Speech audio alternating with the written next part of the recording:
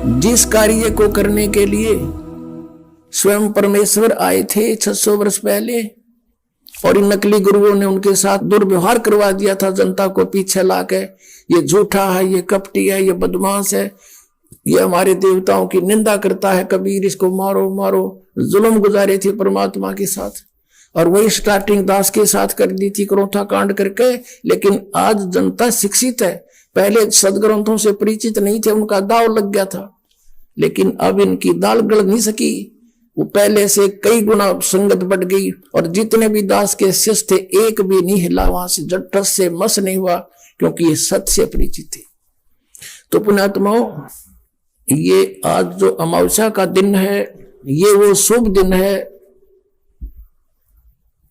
जिस दिन दास को ये अनमोल ज्ञान प्राप्त हुआ था। ये आपके लिए भी वरदान है और दास के लिए भी वरदान है।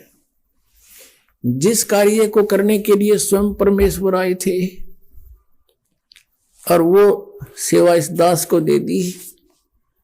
हे पुण्यात्माओं, आप भी उस मालिक के बच्चे हो। सभी विश्व के जितने भी मानवधारी प्राणी हैं या अन्य योनियों में प्राणी है, आपके भाई बहन हैं। इस काल ने हमें डिवाइड कर दिया, हिंदू नारे बना दिए, मुसलमान अलग बना दिए, सिख ईसाई जानी जैनी नारे, लठम लठा। ये हमारी दुर्गति कर रहा है। ज्ञान को समझो और आपका कर्तव्य बनता है आपके निकटतम जो भी जिसने ज्ञान सुहावे उसके सामने चर्चा जरूर करे।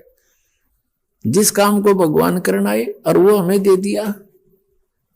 अब जिस कार्य को बाप करता था और वो बच्चों से कहे कि बेटा अब तुम भी सहयोग दो, तो उन बच्चों का कर्तव्य बनता है अपने पिता के उस काम में सिरदर्द की बाजी ला कर सहयोग दें।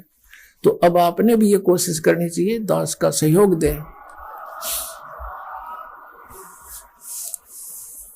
और हमारा पहला विधान है कि आवत गाली एक है, उल्टा हो अनेक, कह कबीर ना उलटियो रह एक ही एक। अब जैसे परमात्मा जहां पर भी जाते थे और गालियां देते थे, परमात्मा शांत खड़े रहते थे। कुछ देर वो बोल बाल लेते थे, अपने महिमा सुनाना शुरू कर देते थे, फिर बैठकर ध्यान से सुनते थे, फिर आशीर्वाद लेते थे, उनको सुख होता था। लाखों की संख्या में परमात्मा के 64 लाख शेष हो गए थे। उसमें भारत की आबादी मुश्किल से 4 करोड़ होगी सन 1398 और 1518 के बीच में। और भारतवर्ष बहुत लंबा चौड़ा था। अफगानिस्तान, बलोचिस्तान, पूर्व पाकिस्तान, पश्चिमी पाकिस्तान, इराक, ईरान, ये सारे इस भारतवर्ष में ही थे। और उस समय 4 करोड़ आबादी होगी हिंदू और मुसलमानों की, और उस समय 64 लाख से हो जाना कोई बालकों का खेल नहीं है। उनकी समर्थ की समर्थता है।